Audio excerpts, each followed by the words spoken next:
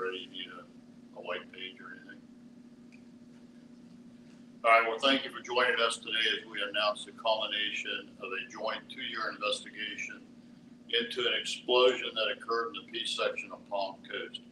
I am Flagler County Sheriff Rick Staly and joined today by ATF Jacksonville Field Office Special Agent Mark Muntz and Florida Department of Law Enforcement Assistant Special Agent in Charge Keisha Noss and Director Russ Martin with the St. Johns County Sheriff's Office Bomb Squad and other members of those agencies. On Thursday, January 27, 2022 at about 5:30 a.m., deputies responded to 28 and 30 Poppy Lane in Palm Coast after residents called 911 reporting a loud explosion, a bright light, and observed and smelled smoke coming from between their homes. And I'd like to play that 911 call for you. Flagler County 911, the location of your emergency. I don't know. Like I was just sleeping, and something exploded, and it smelled like a firework. It was too close to my house. And okay, so let's start out with where outside my bedroom, 30 Poppy Lane. 30 Poppy Lane. Okay. Yeah, it was right up. Smoke. It smells. What does it smell like? Like a firework, but it's too close to my house. Like we just woke up out of the dead person. I was sitting in the back of my house, and my whole baby's room lit up. Flagler County 911, what is your emergency?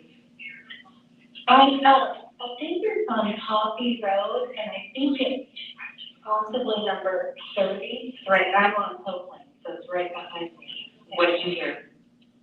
A really loud explosion, and that's why it almost, I mean, I know this sounds weird, but it almost sounds or smelled like it could have been a firework, but it was really loud, and it was right here. All right, so that's what started this 2-year investigation. Upon arrival, deputies smelled a strong odor of gas and smoke in the air and observed remnants of a blast from an improvised explosive device, or IED, or more commonly known as a pipe bomb. The explosion left a 1-inch deep crater, 12 inches wide, and only several feet from between two homes where residents were inside sleeping. Debris and shrapnel from the explosion were spread across several residential yards, up to 30 meters away, or about 95 feet. The blast damaged nearby homes, cars, and air conditioning unit with enough force that it bent its metal frame. And so this is where you can see the center is where the explosion occurred, sending shrapnel all around. The scene was immediately secured, and the St. Johns County EOD unit, commonly known as a bomb squad, along with ATF or Homeland Security Section, CSI, and other detectives responded to assist in the investigation. Both residents of 2830 Poppy Lane stated they did not see anything but were awakened by the explosion. Fortunately, no one was injured. However, the explosion was strong enough that it could have resulted in serious injury or death to anyone standing nearby or struck by one of the pieces of shrapnel. So you'll see here some of the shrapnel here. That was the location of the detonation. That is what the device looked like that was recovered. And you'll notice that there's papers, there's some with writing, cloth, and other material. This shows the extent of the explosion and the power of it. That was actually an end cap to the pipe bomb. And some of the shrapnel that was located and recovered. That shows you some of the sizes and some of the shrapnel. That was some of the things that were found inside this pipe bomb, and I just want to point out, here's some paper that has some writing on it, ink, and so forth. There you go. During the investigation, the resident of 27 Poppy Lane in Palm Coast, Jason Robert Burns, who's a white male, a date of birth 11/18/1974, was identified as a person of interest due to his hostility toward the victims of these homes. Burns was also known to the sheriff's office, the FBI, and local businesses for being a prolific writer, writing, distributing, and mailing rambling rants about various claims against government, elected officials, and businesses. All of these letters were analyzed by the FBI and our Homeland Security section. None of these writings contained any threats.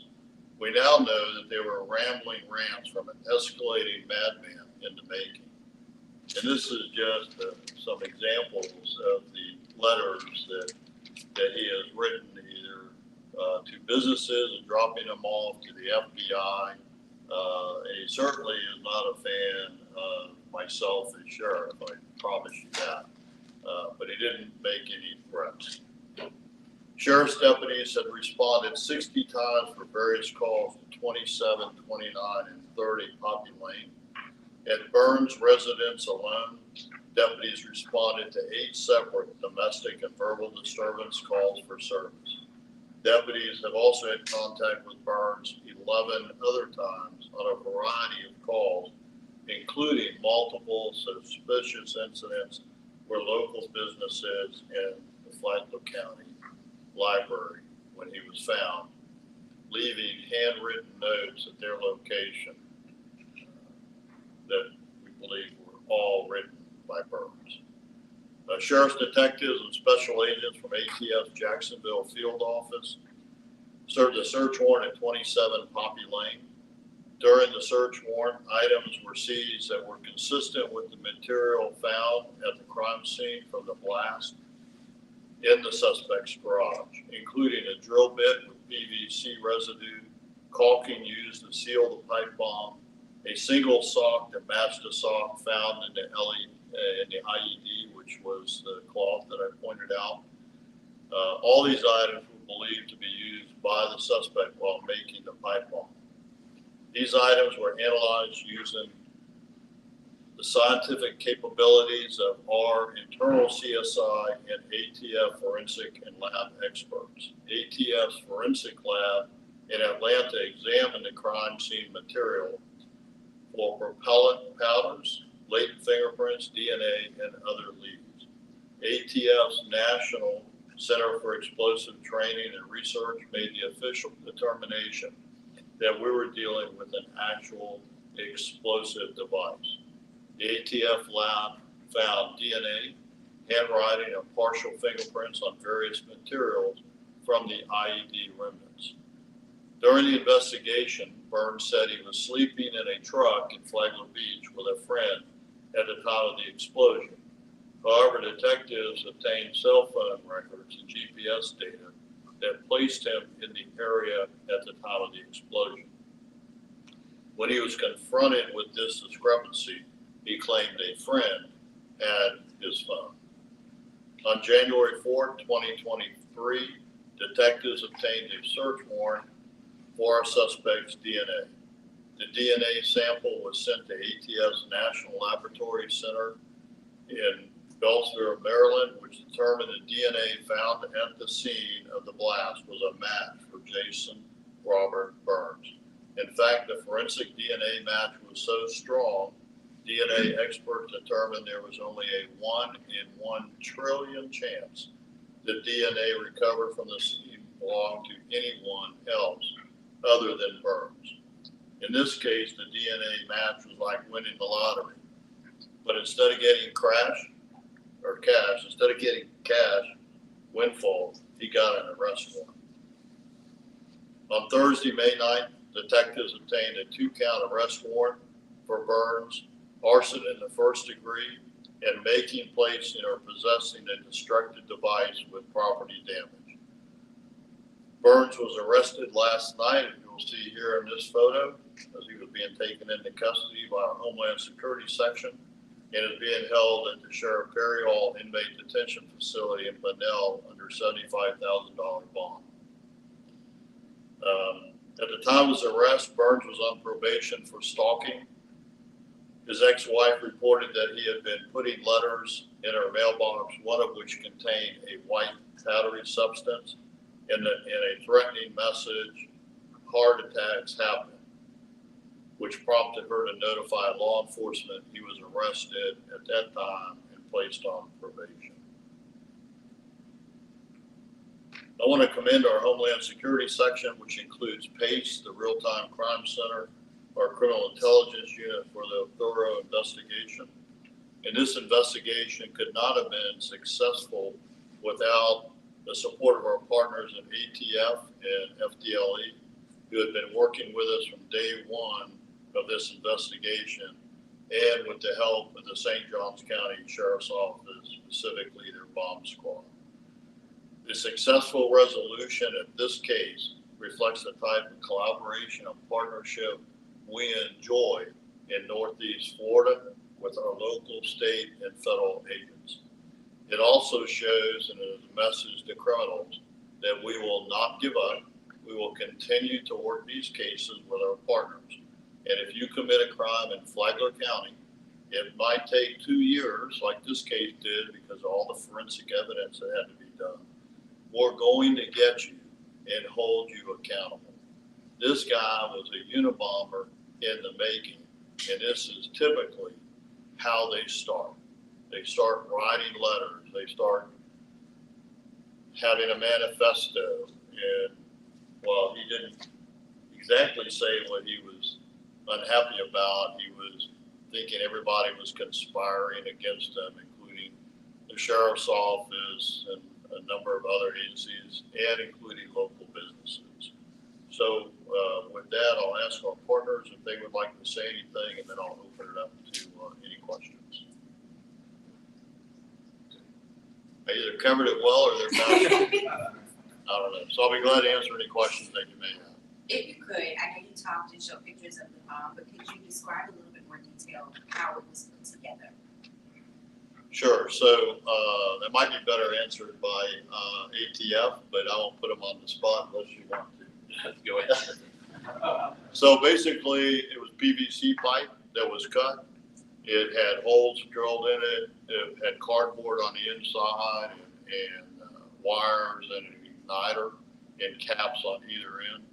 And then it looked like, from what we recovered, it did have a little bit of shrapnel in it, but most of that shrapnel came from the explosion of the PVC pipe. I know we talk about like debris fields when there are accidents or incidents. Could you talk about how far the shrapnel and the pieces were? Would you say like a couple yards, or how far? We found shrapnel 95 feet away, which is, so that would be 2 or 3 houses over from where the explosion actually occurred. And I know So this had clearly the capability to seriously injure, if not kill someone. We're fortunate he did this at night and people were inside in a brick wall. No one was walking on the street. And, you know, they got woke up and their houses got damaged. Nobody was hurt. who was he targeting? Was it both neighbors? Because I know you mentioned he had some issues with both. So he made an allegation that one of the neighbors was having an affair with his wife. We can't verify that. That's just his claim. And I would take that to a grain of salt, because remember, he said after he got caught being there by technology, oh, a friend of mine had my phone, which we don't believe. So, you know, I wouldn't want to paint one of the neighbors as having an affair, because I don't think that's appropriate. That's just what his claim was. I know you talked about $75,000. Oh, okay. I know you talked about $75,000 bonds. Considering what you have explained to us about his history, what was included in the letters? I know there weren't any threats, and you described him as a Unabomber in the making. $75,000. If you could speak to that, were you wanting more? Well, we were hoping for no bond, we're hoping obviously that that he will be violated on his probation and held in jail. And I think this guy is a danger to this community. He needs to be kept in jail where he can't hurt anyone in this community, including the businesses and myself that he obviously has issues with. And they're really just made up issues.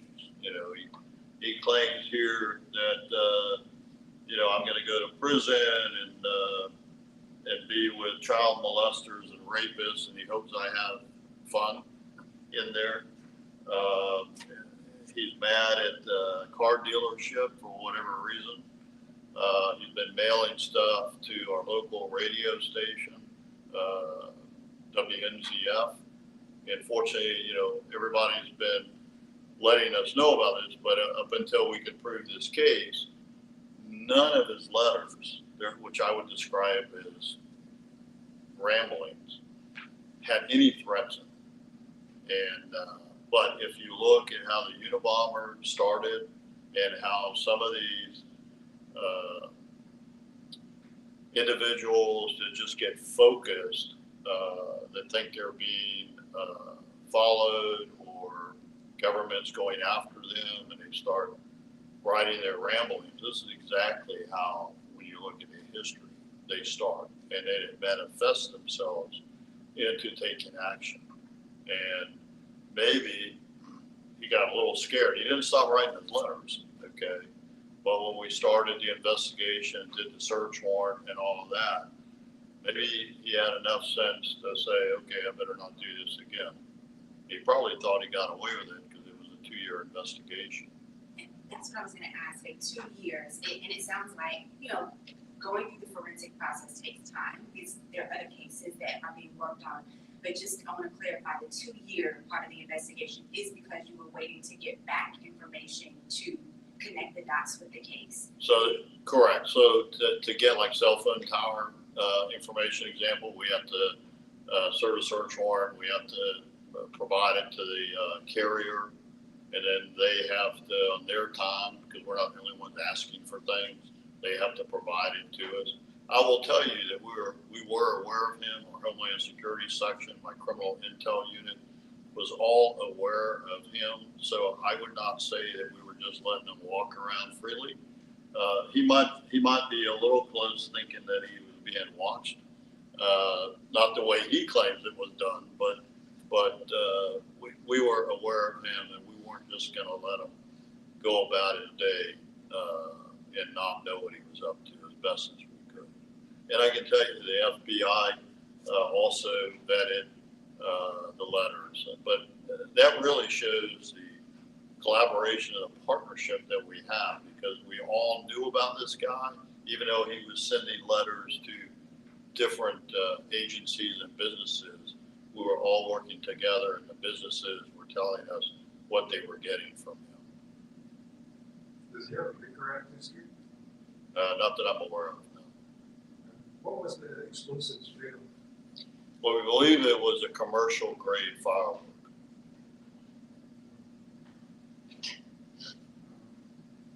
Was that analyzed to find out if he was accessing other supplies? What the material? I would turn that over to the ATF. Yeah, sure.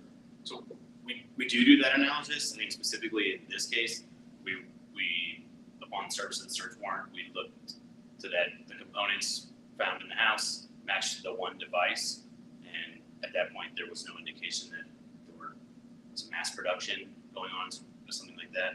So that stopped that, and we isolated our case around this one device. In other words, you didn't find any other devices or materials that indicated he would be doing more in his house? No, I mean, he had remnants where I guess he could have built more. Some of the materials that he used to build this were in the garage. So he had the ability to do it, but we interrupted him because of the teamwork. He never had that chance. And, were there firearms in the house? Not that I'm aware of. In other words, does he have access to firearms? Not that I'm aware of. With his 2 years that he spent before his arrest, can his defense now say that, well, he showed that he wasn't really a danger, this was a one-off, that had to do with something irrational, he's not as dangerous as he's being portrayed? I guess the defense can try anything, but I think our case is very, very strong, and he's going to go away to prison. How do you explain the disparity between both being first-degree felonies, but one of them is 25,000 and one of them is 75,000? Well, And the other is 50,000. So all the bonds are not set by the sheriff's office. They are set by the judges that signed the warrant. So that's a question. I think this warrant was signed by was it Todd? No, Judge Perkins signed it. And so that would be a question for him. Now, I will tell you there's a new bond schedule that went into effect January 1st of this year that does speak to the judges and to law enforcement on what the bonds can be. But judges do have the right to change the bond schedule during initial appearance and so forth. So what's your plan if he posts bond and he's been, triggered for some reason? What's the sheriff's office's plan? Well, I'm not going to tell the public or him what our plan is, but we're going to do our best to make sure he can't hurt anyone in this community, whether it's his ex-wife, members of the sheriff's office, including myself, members of the team that investigated him, whether it's state, county, or federal. We're going to do the best, and hopefully he'll stay in jail.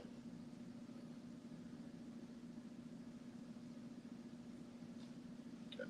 All right. Any other questions? If you could, just for video purposes, can you just hold up the letters? Sure.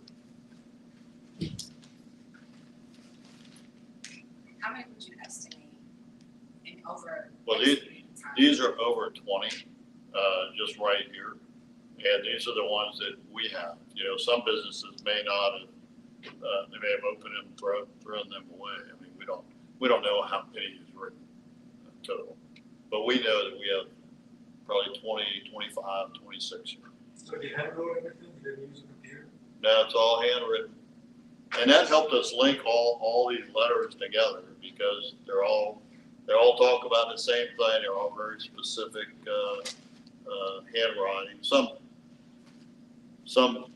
bigger, you know, I guess when he really gets mad, and darker ink, but, Did you search his computer history? did the search warrant include the ability? No, I don't think we didn't have any evidence at the time that we could apply to get a search warrant into his computer. Do you know the last day the letter, the date the last letter was sent?